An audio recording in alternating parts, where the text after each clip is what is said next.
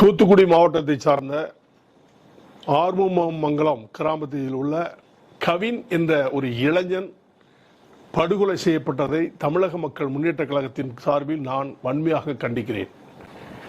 விசாரித்த பொழுது அவன் தேவேந்திர குல வேளாளர் சமுதாயத்தை சார்ந்தவர் என்றும் ஆணவ படுகொலை செய்ததாகவும் தகவல் வந்து கொண்டிருக்கிறது. உண்மையான குற்றவாளியுடைய தாய் தந்தையர்கள் காவல்துறையில் அதிகாரிகளாக இருப்பதாக நான் கேள்விப்படுகிறேன். அவர்களுக்கு தெரியாமல் இந்த கொலை நடந்திருக்க வாய்ப்பில்லை. காரணம் இது ஆணவ கொலை. குடும்பத்தில் பேசிதான் கவினை கொலை செய்திருப்பதாக அறிகிறேன்.